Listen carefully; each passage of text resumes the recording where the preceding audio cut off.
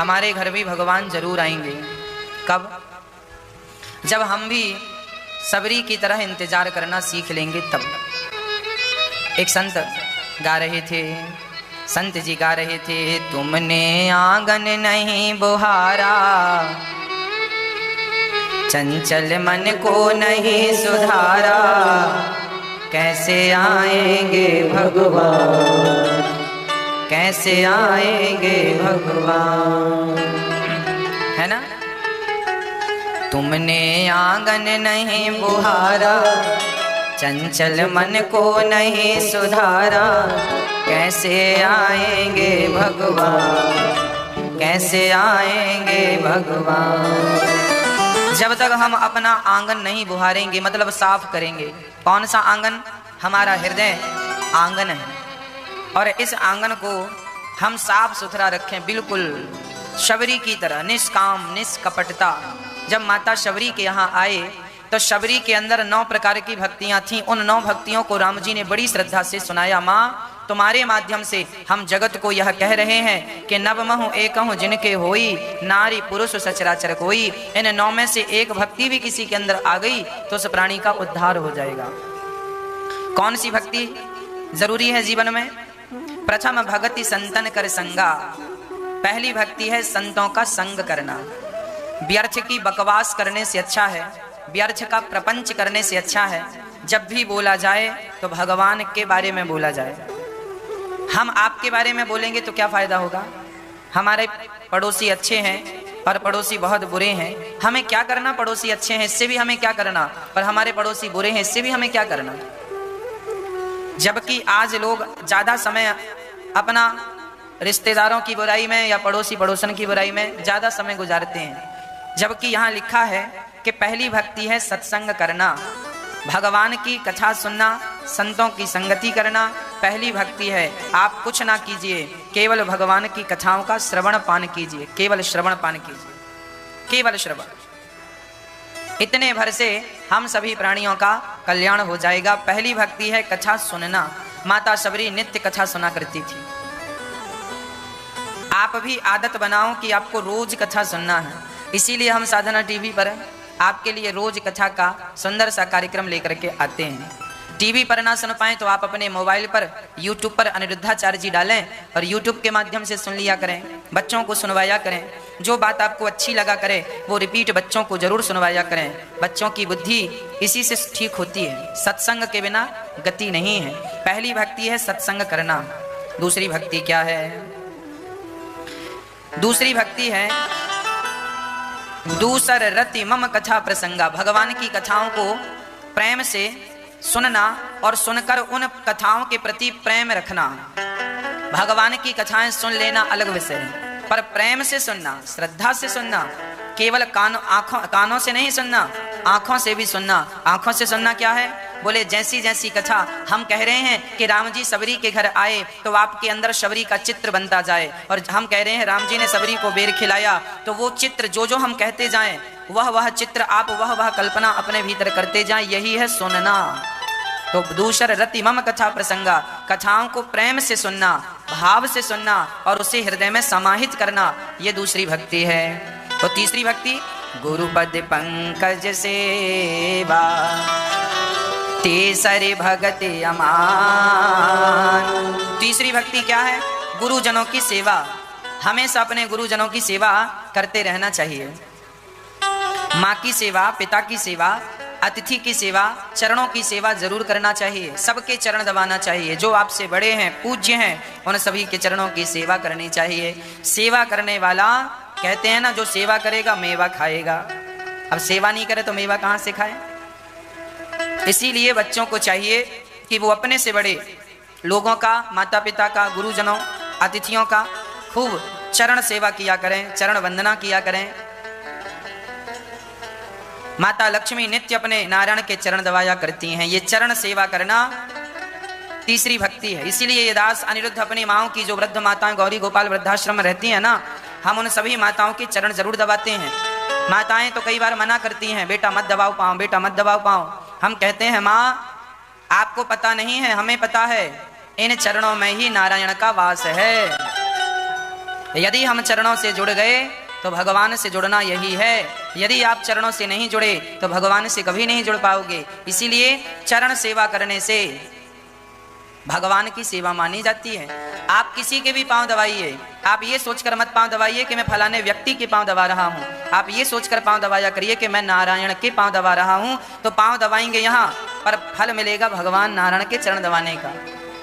मैं माँव के पांव नहीं दबाता, माँव के रूप में जो नारायण है, माँव के रूप में जो भगवान है, सर्वम खलविदम ब्रह्मा, मैं तो उस नारायण के पांव दबाता हूँ। उदाहरण से समझिए एक बात को। हमने आपका अपना कोई अमेरिका में है और उसे 10,000 रुपए की जरूरत है, तो आप क्या करेंगे? आप अपने पास की बैंक में जाएंगे और 10,000 रुपए उसके खाते में यहां डाल देंगे, तो अमेरिका में वो पैसे तुरंत पहुंच जाएंगे कि नहीं? वो वहां से तुरंत निकाल लेगा। हमने पैसे यहां डाले और पैसे वहां पहुंच गए। उसी तरह तो मैंने माँ के पांव यहां दबाए तो वहां भगवान के पांव दब गए, वो अपने आप वहां पहुंच गया। ये सेवा तुम माँ की नहीं कर रहे हो, माँ के रूप में जो ईश्वर है। इसीलिए तो कहते हैं माँ भगवान हुआ करती है। तो जो तुम माँ के चरण दबा रहे हो, पिता के चरण दबा रहे हो, गुरु जी के चरण दबा रहे हो, ये आप अपनी माँ के, पिता के, गुरुजनों के चरण नहीं, ये साक्षात भगवान के चरण हैं। ये माँ के, पिता के और गुरु के चरण नहीं, ये हमारे गुरुदेव भगवान हैं जो आप टीवी पर देख रहे हैं। इनके चरणों की सेवा करने से हम ये समझते हैं कि हम नारायण के चरणों की सेवा ही कर रहे हैं। श्रीमन्नारायण चरणौ शरणं प्रपद्ये श्रीमते नारायणाय नमः। श्रीमन्नारायण चरणौ शरणं प्रपद्ये श्रीमते नारायणाय नमः। इसीलिए कहा करता हूँ, बड़ी श्रद्धा से हमें पांव दबाना चाहिए। मैं कभी भेद नहीं रखता कि ये ऊंचा है, ये नीचा है। मुझसे कोई भी अपने पांव दबा लो, मैं तो पांव दबाने को तैयार हूँ। हमें चरण सेवा अच्छी लगती है। पता नहीं, बचपन से आपको बताऊं, मेरे जीवन में सबसे ज्यादा मुझे अवसर मिला है चरण सेवा करने का। जब मैं पढ़ने के लिए वृंदावन आया तो 2006 17 जुलाई 2006 को हम प्रथम बार वृंदावन आए थे, 2006 को पढ़ने के लिए। और जब पढ़ने के लिए आए तो यहाँ हमें गुरुजनों का दर्शन हुआ। हमारा नियम बन गया कि रोज गुरु जी के चरण दबाने। हमारे गुरुदेव पढ़ाने आते थे तो पढ़ाकर जब जाने लगे तो उनके चरण दबाना। रात को भी यहाँ पर गुरुजन रहा करते थे जो कि हमें भागवत जी पढ़ाया करते थे। तो नियम था, रात को सोने के पहले नियम था, 12 महीने 365 दिन का नियम था, भोजन रात्रि का करने के बाद गुरु जी के पांव दबाना ही दबाना है। यहाँ से वहाँ जमाना हो जाए। पर ये दास अनिरुद्ध आज भी हमारे संघ के जो विद्यार्थी हैं, हमारे मित्र सहपाठी हैं, आज भी वो इस बात के गवाह हैं कि ये दास अनिरुद्ध तब तक नहीं सोता था जब तक गुरु जी के चरणों की सेवा ना कर लूं। और गुरु जी जब तक ये नहीं कह देते थे कि बेटा बहुत रात हो गई बस करो, मैं अपने मन से कभी उठ के नहीं जाता था जब तक गुरु जी ना कहें कि रात बहुत हो गई अब उठ जाओ। कई बार तो 12 बज जाते थे रात को, गुरु जी सो जाते थे और फिर गुरु जी की आँख खुलती तो बोले, अरे तुम बैठे हो तो जाओ सो जाओ। जब गुरु जी आज्ञा देते थे कि सो जाओ, ये मन में संकल्प था कि तभी उठेंगे जब तक गुरु जी आज्ञा नहीं देंगे। आज्ञा देंगे तो उठेंगे। और गीता में इस बात की पुष्टि है, श्रद्धावान लभते ज्ञानम। विद्या उसी को प्राप्त होती है जिसके भीतर गुरुजनों के प्रति श्रद्धा होती है। जब मैं वृंदावन से पढ़ करके अयोध्या गया, देखिए आदत होती है ना, मेरी आदत होगी पांव दबाने की। जब मैं अयोध्या गया वृंदावन से पढ़कर तो वहाँ मैं संत निवास में ठहरा और वहाँ तो फिर किसी गुरुजनों के चरण दबाने का अवसर नहीं मिला। तो मेरे पास बूढ़े बूढ़े संत रहा करते थे, मैं संत निवास में था, संतों के बीच में था। तो वहाँ पर संतों के पांव में रात को रोज पढ़कर आता और रात को रोज सोने के पहले संतों के पांव दबाता। पहले गुरुजनों के फिर संतों के। आदत हो गई थी संतों के पांव दबाने की, गुरुजनों के पांव दबाने की, है ना। फिर मैं अयोध्या में संत जनों के पांव दबाता रहा। उसके बाद बिहारी जी ने कहा कि अच्छा तुम्हारी आस्था चरणों के प्रति है तो देखो इतना भाग्यशाली बना दिया परमात्मा ने कि आपकी तो एक माँ होती है, मेरी तो वर्तमान में 170 माएँ हैं और 170 माँओं के पांव दबाने का मुझे अवसर मिल रहा है। मेरी श्रद्धा थी चरणों के प्रति तो भगवान ने मुझे इतने सारे चरणों का दास बना दिया और सभी माँओं की सेवा करने का अवसर ईश्वर ने मुझे दे दिया। इसी को कहते हैं कि जब आपकी श्रद्धा होती है तो श्रद्धा के अनुरूप परमात्मा उसका फल देते हैं। इसीलिए पांव दबाने में कभी हिचकी नहीं लेनी चाहिए, हिचकिचाना नहीं चाहिए। कोई भी हो आपके सामने, जरूरतमंद हो, पांव दबाइए। आप ये ना सोचिए कि इसकी जात क्या है, इसका अपना जीवन क्या है ना, मेरे लिए तो वो भगवान तुल्य है बस। जाकी रही भावना जैसी, प्रभु मूरत देखी तन तैसी। तो यहाँ रामचरितमानस में लिखा है कि गुरु पद पंकज सेवा तीसरी भक्ति अमा। तीसरी भक्ति है गुरु जी की सेवा, माता पिता की सेवा, संतों की सेवा, यही तीसरी भक्ति है। इसीलिए कहा करता हूँ, जब मैं संत निवास में रहकर मैंने संतों के पांव दबाए तो मेरे मन में एक विचार आया कि मैं संतों के बीच में रह रह के मैं संतों का ऋणी हो गया। सच बताऊं, आप इत्र की दुकान में रहेंगे ना तो आपका शरीर अपने आप खुशबूदार हो जाएगा। आप गुलाब के बगीचे में रहेंगे तो अपने आप आपके शरीर से गुलाब की खुशबू आएगी, हाँ या ना। उसी प्रकार मैं संतों के बीच में रहता मैं संतों का ऋणी हो गया। संतों के बीच में बैठ के खाना, संतों के साथ ही सोना, बाजू बाजू में आसन थी, उनका गद्दा वहाँ मेरा बाजू में, तो उनके संग उठना, उनके संग सोना, उनके संग खाना, मैं संतों का ऋणी हो गया। और अब सोचता हूँ कि संतों की वो सानिध्यता जो मैंने पाई, मैं ऋणी हो गया, अब वो ऋण कैसे उतारूं। इसीलिए सोच रहा हूँ कि संत निवास बनवा करके फिर से संतों को एक स्थान पर लाकर संतों की सेवा करके वो ऋण उतारा जाए। संतों के आशीर्वाद, संतों की कृपा, वो संत दिन रात राम राम जपने वाले संत थे। सुबह से शाम तक सीताराम सीताराम जपने वाले संत, बिल्कुल सरल सहज। आप लोग कहते हैं ना कि आजकल संत नहीं है, सच्ची कहता हूँ, आप लोगों ने असली संत देखे ही नहीं है। आप लोग तो चमकती हुई दुनिया देखते हैं, तो आपको रियल चीजें नजर नहीं आती। असली संत मार्केट में नजर ही नहीं आएंगे। अब ये बताओ, असली संतों को मार्केट में आने की जरूरत ही क्या है? वो तो एकांत में रहते हैं, किसी के पास जाते ही नहीं। फुटपाथ पर बैठे हैं, यमुना के तट पर बैठे हैं, सरयू के किनारे बैठे हैं और भजन कर रहे हैं, मधुकरिया जिंदगी जीवन यापन कर रहे हैं। मिल गया तो खा लिया, नहीं हरि का गुण गा रहे हैं। ऐसे संतों के बीच में इस दास को रहने का अवसर मिला। मेरा जीवन तो धन्य धन्य हो गया जब मैंने ऐसे संतों की सन्निकटता पाई और ऐसे गुरुदेव भगवान के चरणों को प्राप्त किया और आशीर्वाद प्राप्त किया। मेरा जीवन सफल हो गया। प्रिय भक्तों, आप भी, इसीलिए हम कहा करते हैं कि आप भी इन संतों की सन्निकटता को पाएं और हम आपको संतों का दर्शन कराएं। इसीलिए एक संत निवास बनवाने की जरूरत है। इसीलिए आप भी, बहुत सारे लोग संत निवास के लिए 1 गज 2 गज भूमि का आप लोग सहयोग भी कर रहे हैं। तो तीसरी भक्ति है संतों की सेवा, गुरुपद पंकज सेवा, तीसरी भगति अमान, चौथी भगति गुण गण करहि कपट तज गान। चौथी भक्ति है कथा सुनाना। भाई, सुराही को आपने कभी देखा है? सुराही नहीं जानते?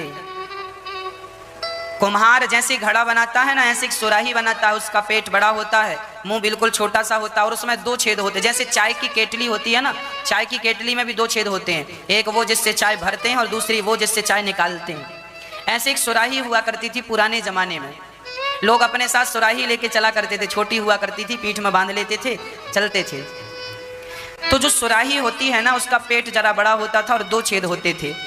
एक बड़े छेद से पानी भरा जाता था और जब दूसरे छेद से पानी टप टप टप टप टपकने लगे तब समझ लेना कि सुराही भर गई। उसी प्रकार हमको, हमारे शरीर को भी परमात्मा ने सुराही की तरह डिजाइन किया है। देखो जरा, हमारे कान ऊपर हैं और हमारा मुंह नीचे है। चेक करके देख लो, हमारे कान ऊपर की तरफ ऊपर है और हमारे कान से नीचे मुंह है कि ऊपर है? बोलो, नीचे। कान ऊपर है और मुंह नीचे है, मतलब हमारा शरीर भी सुराही की तरह है। कान ऊपर है, मुंह नीचे, इसमें भी 2 छेद हैं। सुनिए ध्यान से, कानों से हम भगवान की कथाएं सुने सुने सुने। कितना सुने महाराज जी? बोली तब तक भगवान की कथा सुनो जब तक भगवान की कथा आपके मुख से टपकने ना लग जाए, जब तक भगवान का नाम निकलने ना लग जाए, तब तक कथाओं को सुनते रहो। कथाएं इतनी सुनो आप, इतनी सुनो कि आपके मुख से जब भी निकले तो भगवान का नाम ही निकले, क्योंकि जो भरा होगा वही निकलेगा। अपने अंदर आप ना कचरा ना भर के, प्रपंच ना भर के, भगवान की कथाओं को भर लीजिए, भगवान के नाम को भर लीजिए। तब तो जैसे वृंदावन का रिक्शा वाला भी बोलता है ना राधे राधे, वो ये नहीं बोलता साइड हो जाओ, वो जोर से बोलता राधे राधे राधे राधे। हाँ, अपने आप साइड होते जाते हैं, वो निकलता जाता, कुछ नहीं बोलता वृंदावन का रिक्शा वाला। दुनिया का कोई रिक्शा वाला ऐसा नहीं है जैसे वृंदावन के रिक्शे वाले। दुनिया के रिक्शे वाले तो बोलते हैं किनारे हो जाओ, घंटी बजाते हैं, पॉपो पॉपो करते हैं, पर यहाँ के रिक्शा वाला तो केवल राधे राधे राधे राधे राधे राधे। अर्थात इतना राधा नाम उनके अंदर भर चुका है, इतना उनके अंदर राधा नाम भर चुका है कि उनके शब्द हर बार राधा राधा राधा राधा निकलता, जो भरा है वही निकल रहा है। कहने का अर्थ यही हुआ कि भगवान की कथाएं तब तक सुनो जब तक मुख से भगवान की कथाएं ना निकलने लगे। आप सुना करो और अपने बच्चों को, अपने परिवार को, अपनों को आपस में कथाएं सुनाया करो। यही है भगवान की चौथे नंबर की भक्ति, कथा सुनाना। तुम पति पत्नी दोनों बिस्तर में बैठ जाओ और 10 मिनट 20 मिनट भगवत चर्चा कर लो, फिर तुम्हारा तो जीवन धन्य धन्य है। जीवन केवल भोग प्रधान ना हो, जीवन भक्ति प्रधान हो। भक्ति के साथ, हाँ कहते हैं कि दूध देने वाली गाय के ना लात भी सह लिए जाते हैं। कहावत है, दुधार गाय के लात भी खा लिए जाते हैं। बात समझ में आ रही है? जो गाय ज्यादा दूध देती है ना, 20 लीटर दूध दे रही है और लात भी मारती है, तो लोग उसके लात भी खा लेते हैं, चलो दूध तो दे। अब कोई गाय ऐसी है दूध बिल्कुल ना दे, लात ही लात मारे, तो वो कौन खाएगा इसकी लात? दूध बिल्कुल नहीं दे रही, लात पूरा बराबर मार रही है। उसी प्रकार तुम्हारी जो गृहस्थी है ये भोग प्रधान ना हो, भक्ति प्रधान हो। हाँ, भक्ति प्रधान होकर यदि आपके अंदर छोटे मोटे दोष होते हैं ना, जैसे दूध देने वाली गाय के लातों पर कोई ध्यान नहीं देता, उसी प्रकार जब तुम्हारे अंदर गुण ज्यादा होते हैं तो तुम्हारे दोषों पर कोई ध्यान नहीं देता। और तुम्हारे दोष ज्यादा हैं और गुण बिल्कुल नहीं है तो फिर कौन बर्दाश्त करेगा? इसीलिए गुण ज्यादा हो, ज्यादा गुणों में छोटे मोटे दोष भी दब जाते हैं। 4 लीटर दूध में आधा लीटर पानी दब जाता है ना? 4 लीटर दूध में आधा लीटर पानी सेट हो जाता है, नहीं लगता कि पानी मिला है। पर अब कोई आधा लीटर दूध में 4 लीटर पानी मिलाए, अलग दिखेगा, सफेदी बस तो रहेगी पर दिखेगा साहब पानी बेच रहे हो तुम। उसी तरह तुम्हारी पुण्य ज्यादा होने चाहिए। ज्यादा पुण्य में तुमने छोटे मोटे पाप किए हैं तो वो दब जाएंगे, और ज्यादा पाप किए हैं तो वो पाप ही पाप दिखाएंगे। पानी पानी दिख रहा, दूध का तो वही पता नहीं है। इसीलिए भगवान की कथाएं जरूर कहा करो, भगवत चर्चा। आप पति पत्नी, बच्चों को, सास ससुर को, सबके साथ बैठकर भगवत चर्चा होनी चाहिए। मंत्र जाप मम, मंत्र जाप मम दृढ़ विश्वास, पंचम भजन सो वेद प्रकाश। मंत्र जाप मम दृढ़ विश्वास, पंचम भजन सो वेद प्रकाश। छठ दाम शील विरत बहु कर्मा, निरत निरंतर सजन धर्मा। सातव सम मैं जग देखा, मोते संत अधिक कर लेखा। आठव जथा लाभ संतोषा, सपने नहीं दे कहीं पर दोषा। नवम सरल सब सन चल हीना, मम भरोस हिया हर से नदीना।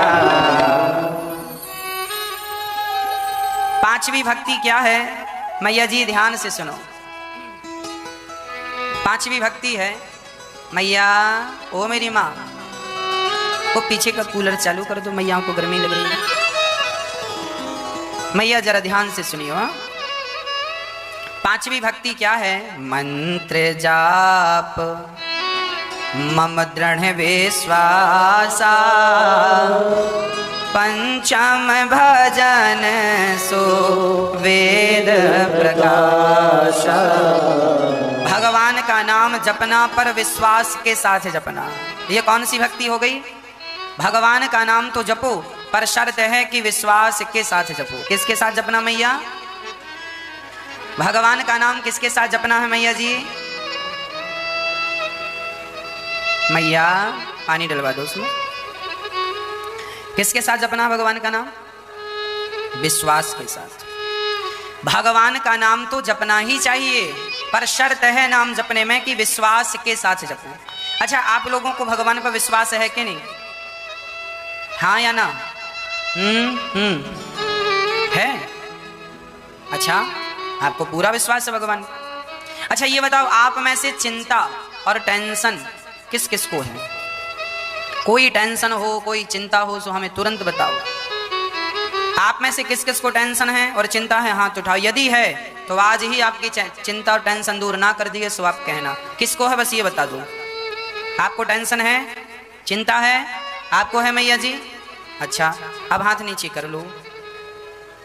आप कह रहे हैं महाराज जी हमें पूरा विश्वास है भगवान पर, और दूसरी तरफ आप ये भी कह रहे हैं महाराज जी हमें चिंता है, टेंशन है। अब मुझे ये बताओ, जरा एक काम करो, अपना मुंह फुलाओ, ऐसे फुलाओ, अब ठहाका लगाओ, हा ऐसे। पहले मुंह फुलाओ और फिर ठहाका लगाओ। ये दोनों काम क्या एक साथ एक समय में कर सकते हैं कि मुंह भी फूल जाए और ठहाका भी लग जाए? क्या पॉसिबल है? नहीं। जैसे मुंह फुलाना और ठहाका लगाना ये दोनों काम एक समय में नहीं हो सकता, उसी तरह आप कह रहे हैं कि हम टेंशन भी करते हैं, टेंशन भी है, चिंता भी है और भगवान पर विश्वास है, ये दोनों काम भी एक साथ नहीं हो सकते। यदि आपको विश्वास है भगवान पर तो चिंता किस बात की है, और यदि चिंता है आपको तो फिर विश्वास कैसा है आपका? फिर विश्वास कच्चा है आपका कि टेंशन है? अरे जब विश्वास है तो चिंता काहे की? इसीलिए विश्वास रखना, मंत्र जाप मम दृढ़ विश्वासा पंचम भजन सुवेद प्रकाशा। भगवान के नाम पर विश्वास रखो पर एक रत्ती चिंता ना करो। आप लोग बड़े चिंतित रहा करते हैं, बड़ी टेंशन रहती है, महाराज जी बेटी बड़ी हो गई, विवाह करना है, कोई लड़का नहीं मिल रहा है, बड़ी चिंता है, नींद नहीं आ रही है, चप्पल घिस गई लड़की के लिए, लड़का ढूंढते ढूंढते कोई सफलता नहीं मिल रही है। अरे भाई इतनी टेंशन लेने की जरूरत नहीं है, जब समय आएगा अपने आप सब मुहूर्त तैयार हो जाएगा, सब हो जाएगा। इतने प्रयास करना अच्छा है, कर्म करना तो अच्छा है, पर चिंता करना अच्छा नहीं है। काम करो निश्चिंत होकर। लड़का ढूंढ रहे हो ना, लड़की के लिए ढूंढो, इसमें चिंता करने की क्या जरूरत है? मिलना है मिलेगा समय के पहले और भाग्य से ज्यादा। आज तक किसी को कुछ मिला हो तो बता दो। समय के पहले क्या हुआ? क्या समय के पहले बच्चा पैदा होता है? क्या समय के पहले आज ही हमने पेड़ लगाया और कल ही उसमें फल आने लग जाए? क्या ऐसा है? अरे भाई समय आएगा तो वो फल भी आएगा, फूल भी आएगा, सब होगा। समय के पहले तो कुछ नहीं होगा। आज ही हमने आम का पेड़ लगाया तो कल ही आम का फल तोड़ने चले जाएं तो ये तो संभव नहीं है। समय के पहले और भाग्य से ज्यादा कुछ नहीं मिलने वाला। इसीलिए कर्म तुम करो पर विश्वास भगवान पे रखो, निश्चिंत होके जीवन जिया करो। आज बहुत सारे लोग बड़ी परेशान हैं, महाराज जी हम मरे जा रहे हैं, हम मरे जा रहे हैं। क्यों मरे जा रहे हो? टेंशन पाल रखी है। महाराज जी काम बनेगा कि नहीं, घर बनेगा कि नहीं, बिजनेस सफल होगा कि नहीं। कर्म कर, गीता में लिखा है कर्म कर, चिंता ना कर, टेंशन ना पाल। सर्वधर्मान परित्यज्य मामेकम शरणम व्रज अहम त्वा सर्व पापेभ्यो मोक्षयिष्यामि मा शुचः।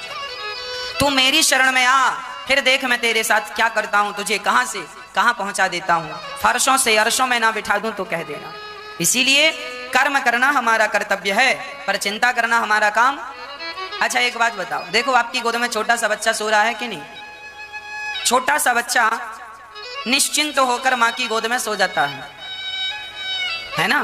कितना भी खतरा हो, कितना भी हम सभी के लिए बिल्कुल कठिन समय हो, घर में खाने को रोटी ना हो, माँ बाप रो रहे हो कि रोटियां नहीं है, पर बच्चे तो अपना खा पी के सो जाते हैं। उन्हें कोई चिंता है कि घर में रोटी नहीं है? उन्हें कोई चिंता है कि तुम्हारे घर में कोई मुसीबत है? अरे भाई कोई चिंता नहीं, बच्चे निश्चिंत होते हैं। क्यों? उन बच्चों को माँ पर पूर्ण विश्वास होता है। सामने बहुत बड़ा गड्ढा था पर बच्चा दौड़ता दौड़ता जा रहा था। किसी ने कहा क्यों रे तुझे डर नहीं लगता, सामने गड्ढा है? उस बच्चे ने कहा गड्ढा तो है पर पीछे मेरी माँ भी तो है, मुझे गड्ढे से ज्यादा माँ पर विश्वास है कि वो मुझे गिरने नहीं देगी, गिरने लगूंगा तो हाथ पकड़ लेगी। जैसे वो बच्चा अपनी माँ पर पूर्ण विश्वास करके दौड़ता है, उसी तरह जब तुम्हें भगवान पर अटूट विश्वास हो जाएगा उसी दिन तुम्हारा जीवन सवर जाएगा। अभी तुम चिंता इसीलिए करते हो, परेशान इसीलिए हो कि भगवान पर 100% वाला विश्वास नहीं है। विश्वास है तुम्हारा पर केवल 40% विश्वास है। द्रौपदी का विश्वास नहीं था तो भगवान नहीं आए। द्रौपदी की साड़ी खिंची तो बुलाया पति को, अर्जुन आओ रक्षा करो, भीम आओ रक्षा करो। अभी द्रौपदी को विश्वास नहीं था कि भगवान को बुलाएंगे और आ जाएंगे। अभी तो पतियों पर विश्वास था, अभी तो अपनों पर विश्वास था। भगवान बोले चल ट्राई कर ले, मैं खड़ा हूं। देखता हूं कौन आता है। कोई नहीं आया। पितामह को बुलाया, गुरु द्रोणाचार्य को बुलाया, कोई नहीं। अपनी साड़ी खुद पकड़ के खड़ी हो गई। मैं भी तो छत्राणी हूं, मैं भी तो बलवान हूं। पर जब खुद का भी जोर ना चला तब दोनों हाथ उठाए और भगवान पर विश्वास किया, प्रभु अब नहीं आए तो लाज लुट जाएगी। और जब विश्वास से द्रौपदी ने पुकारा तो क्या भगवान ने द्रौपदी के विश्वास को टूटने दिया? नहीं। यदि द्रौपदी के विश्वास को नहीं टूटने दिया, प्रहलाद के पिता ने कहा चल बोल तेरा भगवान कहाँ है। प्रहलाद जी से भगवान ने कहा, हिरण्यकश्यपु ने कहा बोल तेरा भगवान कहाँ है। प्रहलाद जी ने कहा कहाँ नहीं है। न केवलम में भवतश्च राजन सवै बलम बलिनाम चापरेशम, कहाँ नहीं है। जिनके बल से आप बोल रहे हैं वो बल भी तो भगवान का है, बताइए कहाँ नहीं है। क्या इस खंबे पर भगवान है? ऐसा हिरण्यकश्यपु ने पूछा। प्रहलाद ने झट से कह दिया हाँ इस खंबे पर भी भगवान है। प्रहलाद को इतना सभी संदेह नहीं था। प्रहलाद जी जानते थे जो कण कण में है वो इस खंबे पर है। और जब खंबा तोड़कर ट्राई किया हिरण्यकश्यपु ने तो भगवान ने प्रहलाद के वचन की रक्षा की कि नहीं? अरे पुलिस की नौकरी करना हो तो क्या हमें कठिनाई से नहीं गुजरना पड़ता? फौजी बनना हो तो क्या हमें कठिनाई से नहीं गुजरना पड़ता? जीवन में लोग कठिनाई से भागते हैं जबकि कठिनाइयों का डट के सामना करना चाहिए। और भगवान का नाम जब जप रहे हो, विश्वास है, तो फिर टेंशन लेने की जरूरत नहीं। वेद प्रकाश छठ दम शील विरत बहु कर्मा निरत निरंतर सज्जन धर्मा। छठवीं भक्ति है सज्जन हो जाना, सरल हो जाना। सज्जनता का पाठ पढ़ लेना, कर्म करते हुए अपनी सज्जनता, अपनी शीतलता, अपना स्वभाव कभी ना छोड़ना, ये छठवीं भक्ति है। सातवीं भक्ति है सब में भगवान का दर्शन करना। सात अब सम्मोहिमय जग देखा, सब में भगवान का दर्शन करना सातवीं भक्ति है। और जितना विधाता दे दें उतने में संतोष रख लेना, ये आठवीं भक्ति है। नवम आठव जथा लाभ संतोषा, ना दूसरों का दोष देखना है कि लोगों के पास कितना है कितना नहीं, हमारे पास जो है हमें उसमें संतोष रखना चाहिए, ये आठवीं भक्ति है। और भगवान के चरणों में समर्पण कर देना, सरल भाव रखना, ये नौवीं भक्ति है। सरल हो जाना बड़ा कठिन है मैया। यदि हम सरल हो जाते हैं तो भगवान की भक्ति हमने कर ली, भगवान की प्राप्ति कर ली। ये सब उपदेश माता शबरी को राम जी ने किया। माता शबरी योग अग्नि में जलकर समाप्त हो गई और योग अग्नि में माता सती जलकर समाप्त हुई। भगवान वहां से आगे बढ़े तो रास्ते में जानते हो क्या हुआ? नारद जी का दर्शन हो गया। राम जी आगे बढ़े तो नारद जी आ गए। नारद जी ने राम जी से कहा प्रभु आपके चरणों में कोटि कोटि नमन। भगवान ने बिठाया, कहो नारद जी कैसे हैं? नारद जी रोने लगे राम जी को देखकर। क्यों रो रहे हैं? बोले मेरे कारण आपको इतना कष्ट उठाना पड़ रहा है। क्यों तुम्हारे कारण? बोले मैंने ही तो श्राप दिया था कि जैसे मैं नारी के वियोग में तड़प रहा हूं तुम्हें भी नारी के लिए तड़पना पड़ेगा। जब नारद जी विश्व मोहिनी से विवाह करने के चक्कर में पड़ गए, एक महिला एक स्त्री में मोहित हो गए और भगवान से कहते हैं कि मुझे अपना रूप दो। हमने आपको कथा सुनाई थी राम कथा में, तो राम जी ने बंदर बना दिया, हनुमान जी भगवान ने बंदर बना दिया। तो आज नारद जी कह रहे हैं प्रभु आपने यदि मेरा विवाह हो जाने दिया होता तो मैं आपको ये श्राप ना देता और आपको इतना कष्ट ना मिलता। राम जी कहते हैं नारद जी देखो तुम्हें पता नहीं, यदि तुम विवाह कर लेते तो मुझे तो 14 साल का कष्ट मिला है, तुम्हें तो सारी जिंदगी का कष्ट हो जाता और मैं नहीं चाहता कि मेरे भक्त को कोई कष्ट हो। तो नारद जी ने भगवान से कहा कि प्रभु ये बताओ कि आपने मुझे बंदर ही क्यों बनाया? कुत्ता बिल्ली का रूप भी बना सकते हैं, बंदर ही क्यों बनाया? तब भगवान ने कहा देखो जीवन में बंदर तो बनना ही पड़ता है, या तो पत्नी के बंदर बन जाओ, या तो राम जी के बंदर बन जाओ, या तो काम का बंदर बने या तो राम का बंदर बने। आज लोग काम के बंदर बने पड़े हैं। आज लोग सुंदरता के पीछे भाग रहे हैं, सुंदर पुरुष है सुंदर स्त्री है, सारे लोग भाग रहे हैं। ये किसके पीछे भाग रहे हैं? सुंदरता के, और सुंदरता काम का प्रतीक है, अर्थात ये लोग काम के पीछे भाग रहे हैं, विषय और वासनाओं के पीछे भाग रहे हैं। राम जी कहते हैं कि यदि आपको मैंने शादी कर लेने दिया होता तो आप भी सांसारिक लोगों की तरह स्त्रियों के पीछे पीछे डोलते नजर आते, और मैं नहीं चाहता कि मेरे भक्त की ये दुर्गति हो। वो विषयों में ऐसा ना उलझ जाए, तो राम जी ने कहा बंदर तो बनना ही था, तो तुम्हें काम का बंदर ना बनाकर मैंने राम का बंदर, अपना बंदर बनाया। आप भी बंदर तो बनेंगे, अब आपको निर्णय लेना है कि काम का बंदर बनना है। तो काम का बंदर वही है जो उस काम के पीछे। एक आदमी सवेरे जा रहा था, कहाँ जा रहे हो? बोले काम से जा रहे हैं। शाम को फिर जा रहा था, कहाँ जा रहे हो? काम से जा रहे हैं। परसों फिर मिला, फिर पूछा कहाँ जा रहे हो? काम से जा रहे हैं। बेचारा काम से जाते जाते एक दिन काम से चला जाता, किसी काम का ही नहीं रह जाता, काम से चला गया। तो ये काम के बंदर हैं जो काम काम काम के पीछे भाग रहे हैं, ये काम के बंदर हैं। और नारद जी को भगवान ने कहा कि तुम राम के बंदर हो।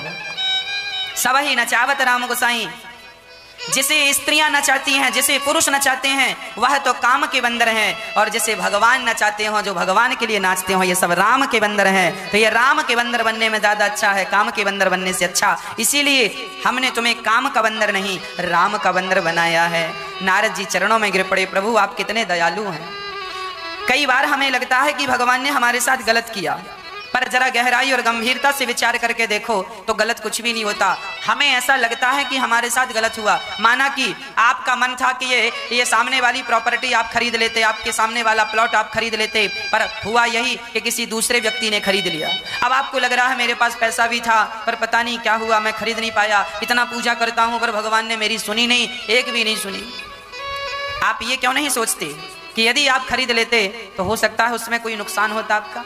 आप तो वर्तमान को देखते हैं और भगवान तो आने वाले आपके बहुत सारे समय को देखते हैं। भगवान को पता है कि कौन सा निर्णय आपके लिए सही है, कौन सा निर्णय आपके लिए गलत है। आप तो अपने मन की करते हैं, पर भगवान वही करते हैं जो आपके लिए अच्छा होता है। इसीलिए भगवान के निर्णय में अपना निर्णय मिला देना चाहिए। भगवान कहें, मैंने एक बार कथा में सुनाया था कि एक संत जी नाव से जा रहे थे, अचानक नाव में पानी भरने लगा। अब जितने यात्री थे सब तड़पने लगे, रोने लगे, अब तो नाव में पानी भरने लगा, किनारा बहुत दूर है, लगता नाव डूब जाएगी। तो सारे लोग रोने लगे, चीखने लगे। पर एक महात्मा जी थे उसी नाव में, संत जी थे, वो बड़ी प्रसन्नता से वो अपने कमंडल में पानी भर भर के नदी का और नाव में डाल रहे थे। एक तो नाव में पानी भर रहा था और बाबा जी और पानी डाल रहे हैं नाव में। तो यात्रियों ने कहा बाबा जी आप नाव में पानी क्यों डाल रहे हैं, वैसे ही पानी भर रहा है। अरे डूब जाएगी नाव। बाबा जी ने कहा शायद मेरे भगवान को नाव डुबानी है, तो मैं तो भगवान की सहायता कर रहा हूँ। नाव में धीरे धीरे पानी भर रहा है ना, भगवान चाहते हैं कि हम लोग मर जाएं, तो हम तो भगवान की मदद कर रहे हैं कि जब भगवान ही चाह रहे हैं कि मर जाओ तो फिर उनकी मर्जी में हम मर जाते हैं, हमारी अपनी मर्जी थोड़ी है। तो पानी डाल रहे हैं, तब तक नाव हवा के झोंके से किनारे लग गई। और जब किनारे लगी नाव तो पानी धीरे धीरे खाली होने लगा। तो संत जी ने फिर से पानी नाव का उठा उठा के अब नदी में फेंकने लगे, नाव खाली करने लगे। अब यात्रियों ने कहा वाह बाबा जी अब तो पानी खाली होने लगा अपने आप क्यों पानी उलीच रहे हैं? संत जी ने कहा शायद भगवान का इरादा बदल गया, शायद वो हमें जिलाना चाहते हैं, इसीलिए वो पानी खाली कर रहे हैं। तो हम भी उनकी सहायता कर रहे हैं, खाली करने में सहयोग कर रहे हैं, भरने में भरने का सहयोग। जाहि विधि रखे राम ताही विधि रहिए, जैसे रखें राम जी रहना चाहिए। अरे वो जिंदगी दें तो जियो, और मृत्यु आज आकर खड़ी हो जाए तो हंसते हंसते मर जाओ। राम जी की जिंदगी थी, राम जी की मौत है। राम जी ने कहा चलो चलो, हम तो 24 घंटे तैयार हैं, आप बोलेंगे चलो अब भी चलो। हम अपने मन मुताबिक तो जी ही नहीं रहे हैं, हमें थोड़ी चाहत है कि हमें ये मिल जाए, हमें अरे जिसे चाहत हो वो आदमी रोए और वो आदमी यहाँ रहे। आजकल तो लोग ऐसे जीते हैं जैसे कभी मरेंगे ही नहीं। आज लोगों की स्थितियां देखकर ऐसे लगता है कि ये कभी मरेंगे ही नहीं, ऐसा झगड़ा करते हैं। एक एक इंच के लिए लड़ते हैं लोग, ऐसा लगता है कभी मरेंगे ही नहीं। अरे मत भूलो सब धारा रह जाएगा, जाना पड़ेगा। इसीलिए राम जी की मर्जी में मस्त रहा करो। राम जी की कृपा से खाने को मिले सो खाओ, नहीं मिले सो जैसे रखे राम जी रहो। क्या अपनी मर्जी चलाना, हम तो अपनी मर्जी नहीं चलाते। सब ही नचावत राम गोसाई, सबको वही नचा रहे हैं। तो हम नाचने वाली कठपुतली हैं, नचाने वाला तो वही है। इसलिए टेंशन ना लिया करो, वही होगा जो भगवान को मंजूर होगा। नरसिंह मेहता का बेटा मर गया, सारे लोग रो रहे हैं, नरसिंह जी प्रसन्न है। किसी ने कहा नरसिंह तेरा बेटा मर गया, रोता नहीं है, कैसा बाप है? नरसिंह जी ने कहा अरे भैया इसमें रोने की क्या बात है, भगवान ने दिया था, भगवान ने वापस ले लिया। एक दिन मुझे भी तो मरना है, मैं भी तो वहीं जाऊंगा मरकर। और गया कहाँ है? भगवान के घर से आया था, भगवान के घर चला गया। मैंने तो जिंदा नहीं किया था, मैंने तो मारा नहीं। जिसने जिंदगी दी उसने जिंदगी छीन ली। मेरा क्या दोष है, मेरा क्या कसूर है, मैं किस बात पर रोऊं? मैंने अपना माना होता तो मुझे रोना आता, पर मैंने तो अपना माना ही नहीं ना। संपत्ति सब रघुपति के आही। जब आप वस्तु को अपना मान लेते हैं तो आपको कष्ट होता है, और जब आप वस्तु को अपना ना मानते हुए भगवान की वस्तु मानते हैं तो फिर आपको संकट कष्ट नहीं होता। इसीलिए हम कहा करते हैं कि यदि आपने परिवार को अपना मान लिया है तो परिवार वालों के मरने पर आपको रोना पड़ेगा। इसीलिए परिवार को अपना ना मानकर भगवान का मानो, जिससे कल्याण हो जाए, आपको रोना नहीं। भाई कोई भी आया है जाएगा। अच्छा ये बताओ, आप लोग वृंदावन आए हो, आ तो गए हो, जाओगे कि नहीं? जाओगे? आए हो 2 दिन 4 दिन 10 दिन 20 दिन महीने भर के लिए आए हो, फिर जाओगे कि नहीं? जाओगे। उसी तरह ये संसार है, एक दिन आना है और एक दिन। कहां से आए हो आप लोग? अपने घर से तो आए हो, जाओगे कहां? अपने घर जाओगे। उसी तरह हम सभी भगवान के घर से आए हैं और एक दिन भगवान के घर जाएंगे। ये सब हमारी यात्रा है, ये हमारी यात्रा में, ये जो तुम्हारी पत्नी है ना, ये यात्रा में मिले हुए लोग हैं। जैसे बस में आप जाते हैं तो आपकी बगल की सीट में कोई ना कोई मिल ही जाता है, राम राम हो जाती है, कैसे हो जी, कहाँ जा रहे हो। बातचीत करना अच्छा है, पर तुम उससे प्यार करने लग जाओ, अब तुम्हें छोड़ेंगे नहीं। अब उसका स्टेशन आ गया और तुम हाथ पकड़े बैठे हो, नहीं नहीं नहीं तुम मत जाओ मत जाओ। अरे पागल, क्यों हाथ पकड़ा? छोड़, उसका स्टेशन आ गया, उतरेगा वो। क्या जरूरत थी इतना मोह ममता पालने की, इतना प्यार व्यार करने की क्या जरूरत थी? तुम लोगों की यही हालत है। तुम अपनी पत्नी से इतना प्यार कर लेते हो, जब पत्नी जाती है तो हाथ पकड़ के रोते हो, हमें छोड़ के मत जाओ न। अरे उसका स्टेशन आ गया तो नहीं जाएगी? पति से इतना प्यार कर लेते हो, जाता है तो रोते हो मेरा पति जा रहा। अरे स्टेशन आ गया, क्यों नहीं जाएगा? गलती तुम्हारी है, तुमने इतना प्यार क्यों किया, इतना दिल क्यों लगाया, भगवान से दिल क्यों नहीं लगा? तुम्हें क्या पता नहीं था कि तुम्हारा आदमी मरेगा एक दिन? क्या तुम्हें पता नहीं था कि तुम्हारी पत्नी एक दिन मरेगी? क्या तुम्हें पता नहीं था कि तुम्हारा पिता एक दिन मरेगा? क्या तुम्हें पता नहीं है कि तुम्हारी माँ एक दिन मरेगी? सबको पता है कि सबको एक दिन मरना, फिर भी आप जबरदस्ती मोह करते हैं, मन लगाते हैं, और बाद में मरता है तो आप रोने बैठ जाते हैं। अब भगवान वहां से नारद जी का दर्शन करके वहां से आशीर्वाद देकर भगवान आगे चलते हैं। भक्त भगवान का मिलन हुआ, आगे चले बहुरी रघुराया, ऋष्यमुख पर्वत नियराया। आगे चले राम जी तो जानते हो क्या मिला? एक ऋष्यमुख पर्वत था, वहां से पर्वत बड़ा पास में था। राम जी चल रहे हैं तो पर्वत दिख रहा है। वहां पर्वत पर कौन रहता था? सुग्रीव रहा करते थे। सुग्रीव कौन है? बाली के भैया हैं, सुग्रीव जी रहा करते थे। अच्छा, जब सुग्रीव ने देखा कि 2 लोग इसी तरफ आ रहे हैं तो सुग्रीव बड़े डर गए। सुग्रीव जरा डरपोक किस्म के आदमी, डरते ज्यादा है। अच्छा, डरे भी क्यों ना, कि भाई ने इतनी धुलाई की है कि बेचारे भागे भागे फिर रहे। सुग्रीव जी बहुत डरे हुए आदमी है। ये राम और लक्ष्मण को देखते हैं ना तो इनको लगता है बाली ने भेजा है। तो हनुमान जी से कहता है सुग्रीव, हनुमान जी आप जाओ और देखो कि ये 2 बालक कौन हैं। तब हनुमान जी ब्राह्मण का रूप बनाकर विप्र रूप धरी कपि तह गयाऊं, साथ माछ नाई पूछत अस भयाऊं। हनुमान जी ब्राह्मण बन के गए और राम और लक्ष्मण से हाथ जोड़कर पूछ रहे हैं, हाँ को तुम श्यामल गौर शरीरा, छत्री रूप फिरहु बन बीरा, कठिन भूमि कोमल पदगामी, कवन है तो बेच रहु बन स्वामी, मधुल मनोहर सुंदर गाता, सहत दुसहर बना आता पवाता। को तुम, हनुमान जी पूछ रहे हैं, को तुम श्यामल गौर शरीरा, आप कौन हैं? आपका सुंदर वर्ण है, एक सांवले हैं एक गोरे हैं। को तुम श्यामल गौर शरीरा, ये श्याम वर्ण और गौर वर्ण के तुम दोनों कौन हो? हनुमान जी पूछ रहे हैं। और कठिन भूमि, देखो हनुमान जी को कितनी चिंता है। हनुमान जी कह रहे हैं ये भूमि बड़ी कठिन, मतलब कठोर भूमि है, और आपके चरण बड़े कोमल हैं। ये बताओ कि आप कौन हैं और यहाँ क्या कर रहे हैं? तब श्री हनुमान जी के पूछने पर श्री राम जी परिचय दे रहे हैं। कौशलेश दशरथ के जाए, हम पितु बचन मानी बन आए।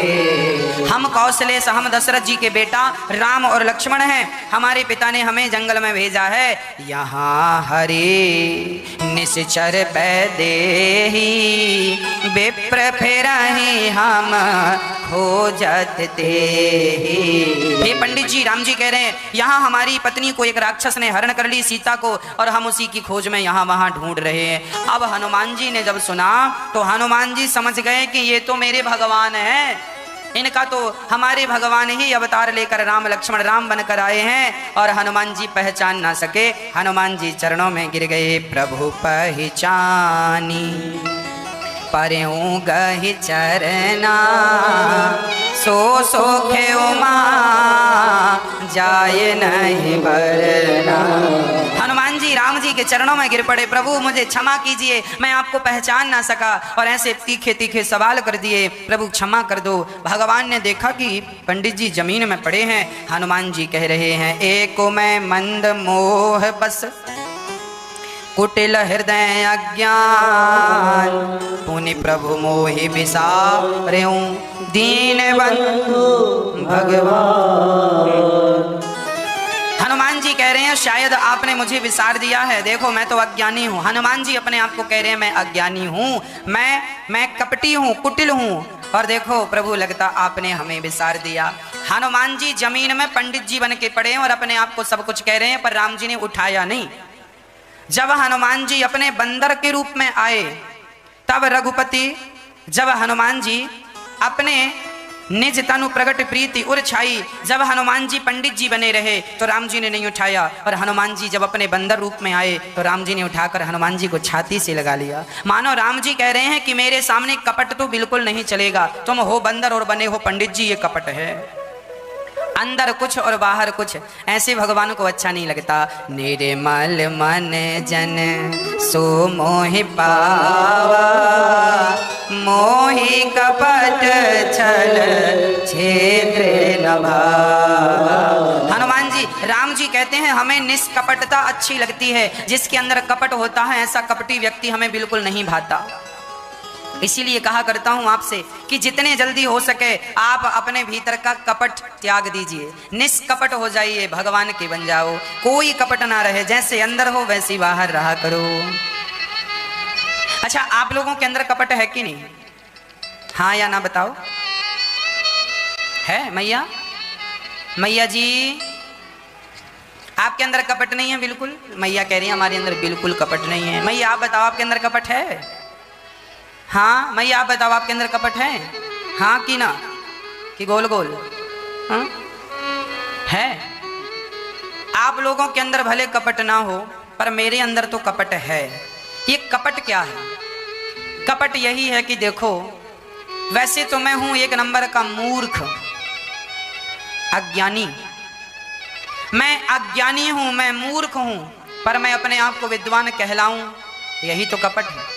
मैं कामी हूं, पर मैं अपने आप को कहूं कि मैं बड़ा ब्रह्मचारी हूं।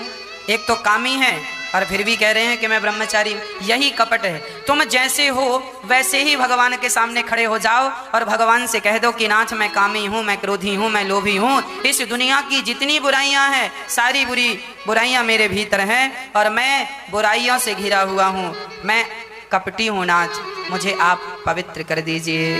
जब तक आप अपने दोषों को स्वीकार नहीं करेंगे, अच्छा दोषों को स्वीकार कर लेंगे ना तो भगवान समझ लेंगे कि ये निष्कपट है। भाई मैंने गलती की और मैंने अपराध को स्वीकार कर लिया, चलो गलती हो गई, क्षमा कर दीजिए, मैंने अपराध किया, मैंने गलती की और गलती को मैंने स्वीकार कर ली, तो ये निष्कपटता है। अब मैंने गलती की और फिर भी खड़ा रहूं ना साहब मैंने तो गलती नहीं की, इसका नाम कपट है। सारी बात सुनाई राम जी से। सुग्रीव ने कहा प्रभु आप यहाँ कैसे? तब राम जी ने पूरी बात बताई कि यहाँ रावण नाम का एक व्यक्ति हमारी सीता को लेके चला गया है। अब सुग्रीव ने कहा हाँ हाँ, कुछ दिन पहले यहाँ से एक महिला निकली थी और बहुत चिल्ला रही थी, उन्होंने अपने आभूषण दिए। राम जी ने कहा कहाँ है, जल्दी से लाओ। राम राम हाँ राम पुकारी, हम ही देखी दी नेऊ पटडारी, मांगा राम तुरत ते ही दीना, पट और लाई सोच अति कीना। सिया माँ के जब आभूषण राम जी ने देखे, हृदय से लगाकर राम जी रोने लगे और रोते रोते सोच में पड़ गए कि सीता को कितना कष्ट हुआ होगा, किस प्रकार सीता का हरण किया दुष्ट व्यक्ति ने। अब राम जी ने अपनी व्यथा जब सुनाई, उसके बाद सुग्रीव के बारे में जानना चाहा। सुग्रीव से कहा, मित्र ये बताओ, हम तो चलो सीता की खोज में यहाँ तक आए, पर ये बताओ कि आप इस जंगल में अकेले क्यों रहते हैं, आपका परिवार कहाँ है। तब सुग्रीव ने अपनी पूरी आप बीती सुनाई। सुग्रीव ने कहा, प्रभु मैं अपने भैया के संग रहा करता था, मेरे भाई का नाम है बाली। हम दोनों भाई बड़े प्रेम से रहते थे, नाथ बाली अरु मैं दो भाई, प्रीति रही अब है नहीं, कछु वरन ही ना जाई। हम दोनों भाई साथ में रहते थे, किष्किंधा के राजा थे हमारे भैया, और हम रहते थे आराम से।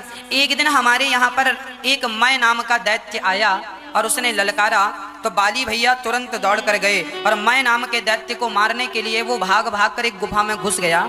तो हमारे भैया भी गए। अच्छा, मैं भी वहाँ खड़ा था। सुग्रीव बोले, तो मैं अपने भैया से बोला मैं भी चलूं। तो बाली ने कहा कि 15 दिन तक तुम यहीं खड़े रहना, 15 दिन बाद मैं इसे मार दूंगा, लगभग 15 दिन में ये मरेगा, बड़ा बलवान है, तो 15 दिन तक तुम यहाँ खड़े रहना। ये कहकर बाली वहां से अंदर चला गया गुफा में। उस मैं नाम के दैत्य को मारा और मारने में जरा टाइम लग गया। 1 महीना तक सुग्रीव गुफा के मुंह में द्वार पर खड़ा रहा। भैया ने कहा था 15 दिन तक मेरा इंतजार करना, और सुग्रीव ने कितना इंतजार किया, 1 महीना खड़ा रहा। जब नहीं आया बाली, तो सुग्रीव को लगता है मेरा भाई युद्ध करते करते मारे गए। तो सुग्रीव ने उस गुफा में एक बड़ा सा पत्थर लगा दिया। अच्छा, सुग्रीव को एक वरदान था कि तुम्हारे हाथ से लगाया हुआ पत्थर कोई हिला नहीं सकता, केवल बाली हिला सकता है। तो सुग्रीव ने पत्थर लगा दिया, और जब आया तो उनके अपने लोगों ने जबरदस्ती सुग्रीव का राज्य तिलक कर दिया कि लगा कि बाली मर गया, अब सुग्रीव राजा बने। तो सुग्रीव राजा बने ही थे, सिंहासन पर बैठे ही थे कि उनका भाई बाली आ गया मैं नाम के दैत्य को मारकर। और बाली को बड़ा गुस्सा आया, अच्छा मुझे मरवाने की योजना तेरी थी, तू चाहता था कि मैं मर जाऊं और मैं राजा बन जाऊं, तू अपने आप को राजा बनाना। देखिए, रिश्ते ना गलतफहमी से टूटते हैं। सुग्रीव की कोई गलती नहीं थी।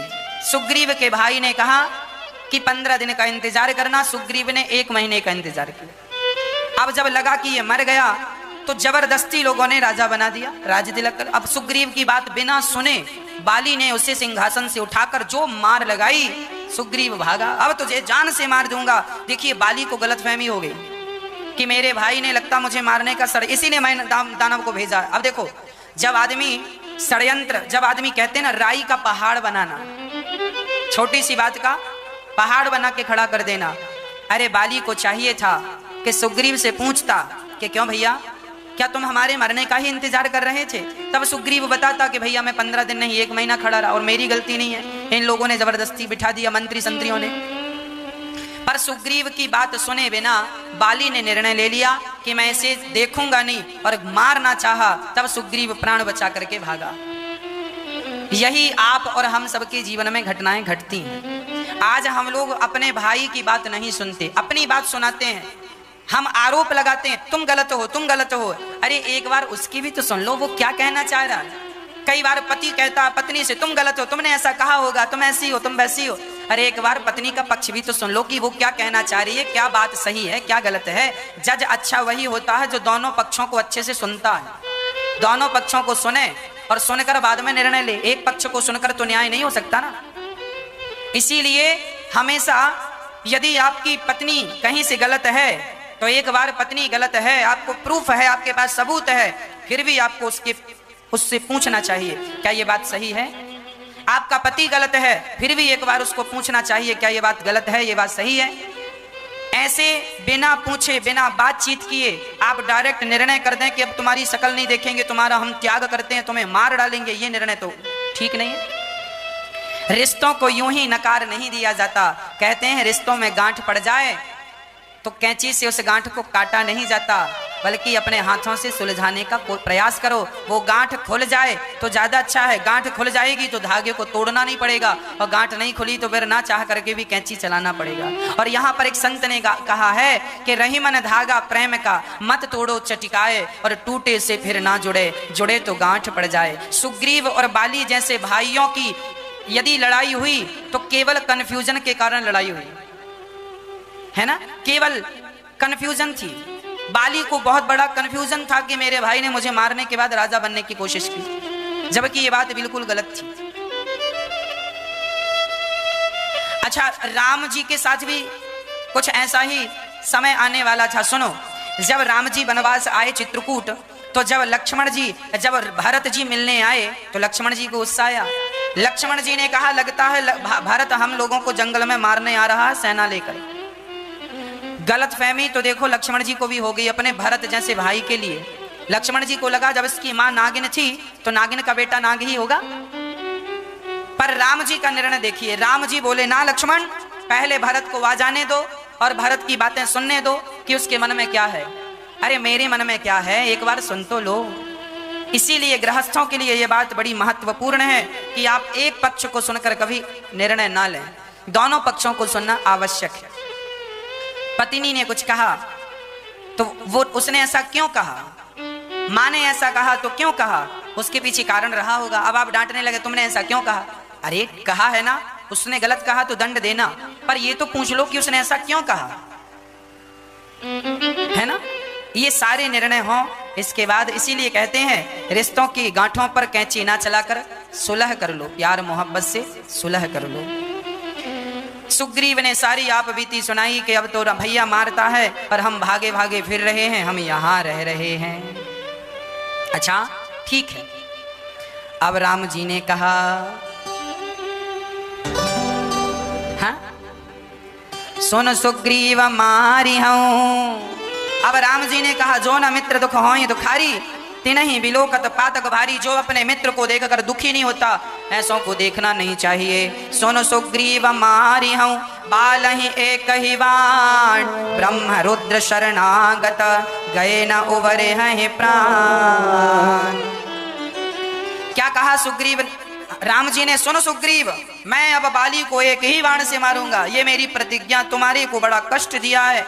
और कहा, महाराज केवल भगाया नहीं, घर से मेरी पत्नी पर कब्जा कर लिया, मेरी पत्नी को वो अपनी बनाए बैठा है। जैसे आपकी पत्नी को रावण ने चुराया, ऐसे मेरी पत्नी को भाई ने चुरा लिया। जैसा आपका हाल है वैसे मेरा हाल है, जस तोरो हाल तस मोरो हाल, है ना, वैसे ही हाल है मेरा और आपका। अब तो राम जी ने प्रतिज्ञा की, एक ही बाण से मैं आप बाली को मारूंगा। अब राम जी ने मित्र की परिभाषा दी। मित्र किसे कहते हैं? आप कभी भी अपनी मित्रता को कलंकित ना करें, कभी भी अपने मित्र को, कभी भी अपनों को, उनके विश्वास को ना तोड़ें।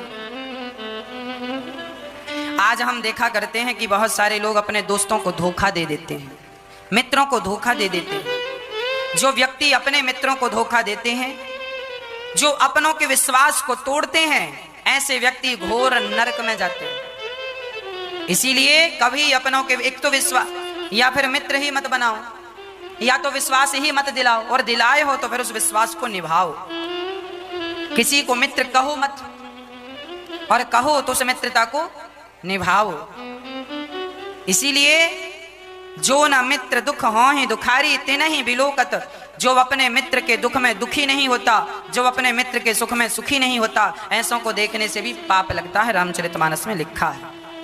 अब श्री राम जी ने सुग्रीव से कहा, जाओ तुम अपने भाई से युद्ध के लिए ललकारो, हम खड़े हैं। अब सुग्रीव गए और बाली को ललकारा। बाली आया और जो प्रहार किया, बाली ने सुग्रीव को मारना शुरू किया।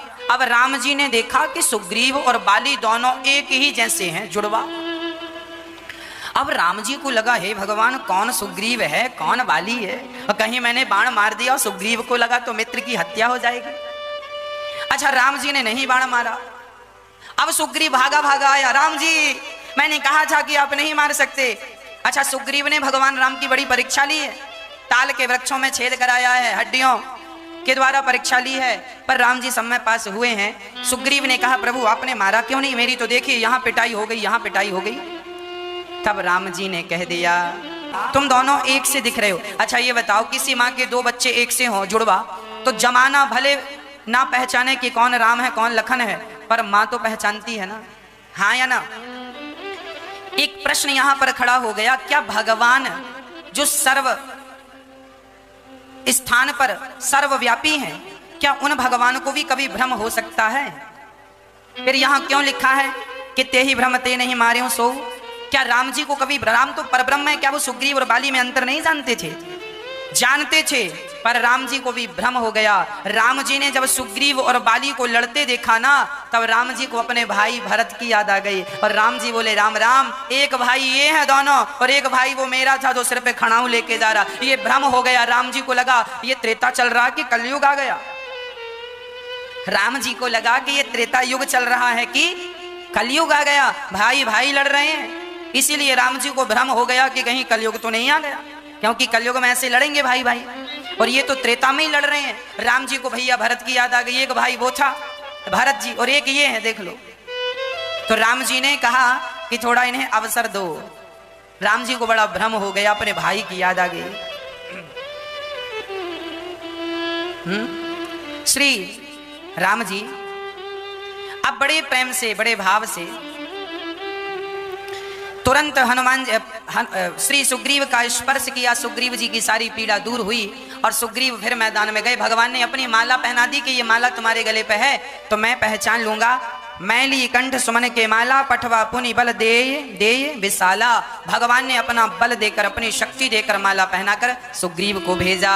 और जब सुग्रीव गए और अब की बार जब युद्ध हुआ तो बहु छल बल सुग्रीव कर ही हारा भयमानी।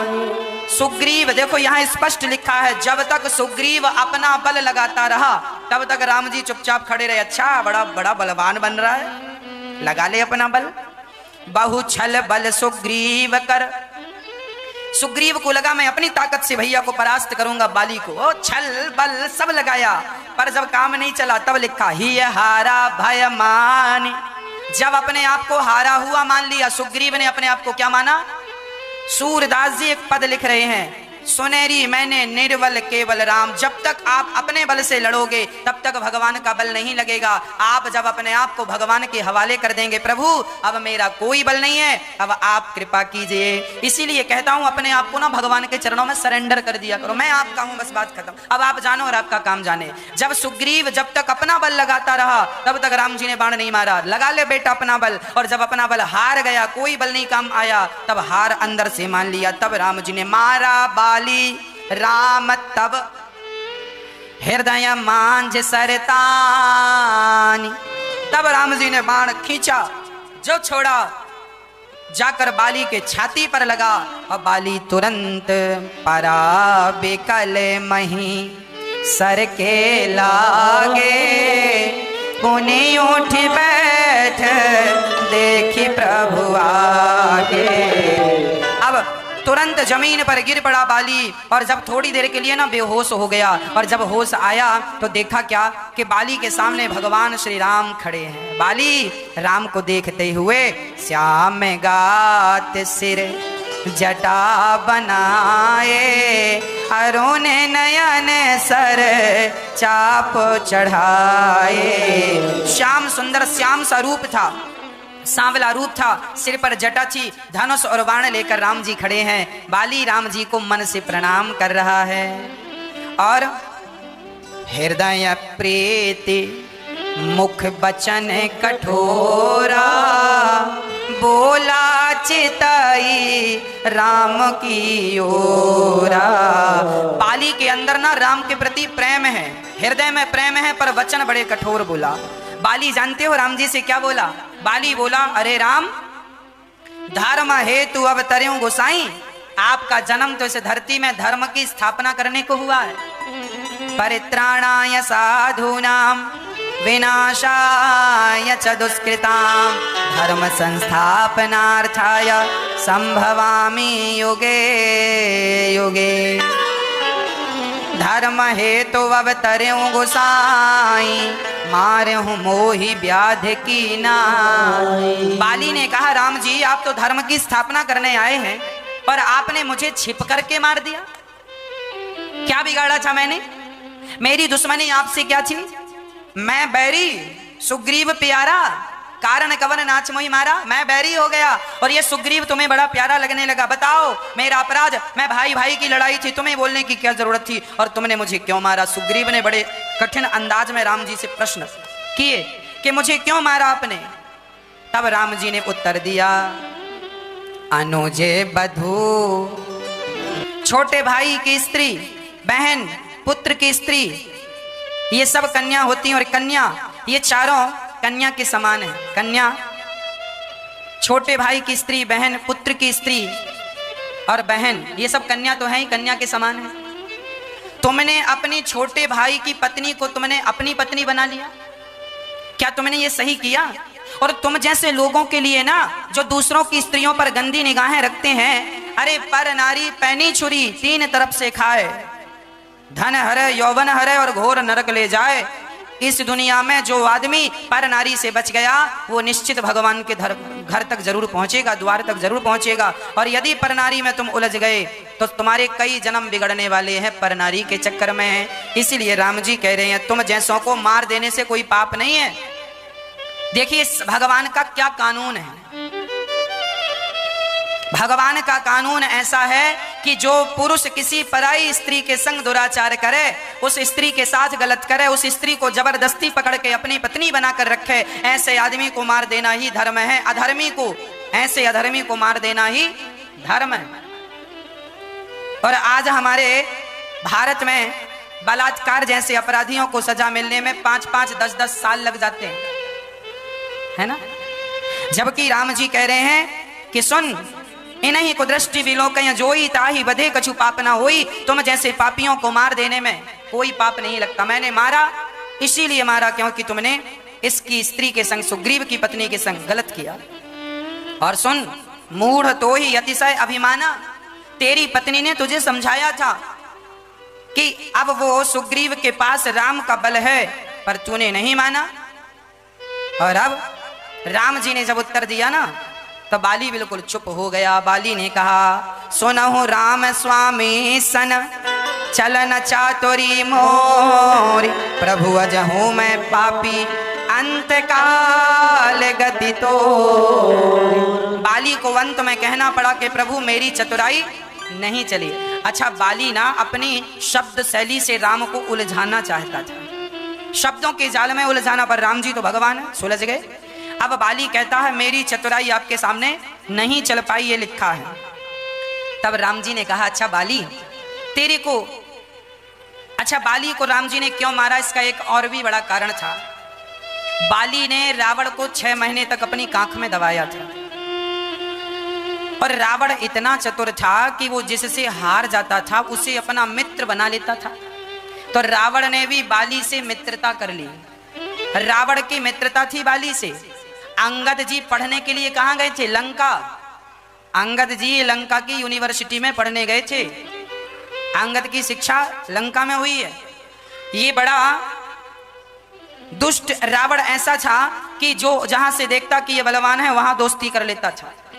तो राम जी ने कहा कि रावण इतने सारे ऋषि मुनियों को मारता रहा और तुमने उसी से दोस्ती कर ली। तुम्हारे पास बल था तो उसके अत्याचार को रोकना चाहिए था, पर तुमने रोका नहीं, उससे दोस्ती करके बैठ गए। तुम जैसे अपराधी, जो पापी का सहायक है वो भी पापी है, इसीलिए तुमको मार दिया हमने। अब राम जी ने बड़ी प्यार से बाली से कहा, यदि तुम कहो तो मैं तुम्हारा शरीर सुनहु राम अति कोमल वानी, बाली शीस पर से निज पानी, अचल करऊं तनु राखूं प्राणा। राम जी कहते हैं तुम कहो तो मैं तुम्हें अमर बना दूं। राम जी है ना, मार भी सकते हैं और जीवन दान भी दे सकते हैं। बताओ, तुम कहो तो मैं तुम्हें अमर बना दूं। तब सुबाली ने कहा, प्रभु अब अमर होकर क्या करूंगा? जन्म जन्म मुनि जतन कराही, अंतराम कही आवत नाही। जासु नाम बल शंकर काशी, देत सबहि सम गति अविनाशी। बाली ने कहा कि आपका नाम जब कोई जपे जन्म जन्म तक जपे तब आप ऐसे सामने आकर खड़े होते हैं, और आज मेरे सामने खड़े हैं तो अब मैं जीवन पाकर क्या करूंगा। जन्म जन्म मुनि जतन कराही, अंत राम कही आवत नाही। जो भगवान का नाम जपते हैं तो वो कभी लौटकर दुनिया में वापस, अंत राम कही, अंत में राम जी कहते हैं जो मेरा नाम जपते हैं वो आवत नहीं, अर्थात इस धरती पे फिर से नहीं आते। और इसका अर्थ यह भी है कि जो भगवान का नाम जपते हैं उनको भी राम का ऐसा दर्शन नहीं होता। बाली कहता है जैसा मुझे आपका दर्शन। अब बताओ, जिसके बल पर राम जी, जिसके बल पर शंकर जी, काशी में जब कोई आदमी काशी में मरता है ना तो शंकर जी उसके कान में राम मंत्र देते हैं। जिसके नाम के बल पर शंकर जी काशी में लोगों का उद्धार करते हैं, आज वो राम मेरे सामने खड़े हैं। अब जी कर क्या करूंगा, अब मुझे मरने दो, ऐसा बाली ने कहा। तो राम जी ने कहा बाली तुम हमसे कुछ मांग लो। तो बाली ने भगवान से क्या मांगा, करना है आपन दास अंगद कीजिए। बाली ने एक वरदान मांगा, अब नाथ करी करुणा, बेलो कहो देहो जो बर मांगा हूँ। हे नाथ मुझे वही वर दो जो मैं मांगना चाहता हूँ। हाँ हाँ मांगो, तुम्हें क्या चाहिए। बोले जे योनि जन्म हूँ। हे नाथ मैं जिस योनि में जन्म लूं, मैं जिस योनि में जन्म लूं, मैं आपके चरणों का दास बनकर के जन्म लूं। हे नाथ मैं आपको कभी भूलूं नहीं। मुझे नाली का कीड़ा भले बना दो, पर नाथ उसी नाली का कीड़ा बनाना जिस नाली में आपके स्नान का जल गुजरता हो। मुझे जिस योनि में भेजो मैं जाऊंगा, पर प्रभु एक पल के लिए आपकी जुदाई, आपका वियोग बर्दाश्त नहीं। हर जन्म में आपके चरणों में अनुराग बना रहे, प्रीति बनी रहे, यही मैं चाहता हूं। और एक और प्रार्थना है। तुरंत अंगद को बुलाया बाली ने, और अंगद का हाथ उठा करके राम जी के हाथ में रख दिया और कह दिया कि प्रभु आज से इसके माई बाप आप ही हो, आप ही इसे संभालना। एक पिता का कर्तव्य होता है कि वो अपने पुत्र को भगवान के हाथ में सौंप के जाए। भगवान के हाथ में जब आप सौंप देंगे तब कल्याण निश्चित है। हर पिता को चाहिए कि वो अपने पुत्र को भगवान का भक्त ही बनाए। भगवान के बिना गति नहीं है भक्तों। आप अपने बच्चों को भगवान से जोड़ा करो, भगवान का भक्त बनाया करो। वही बच्चा, वही जीव सार्थक है जो भगवान से जुड़ा हुआ है ना।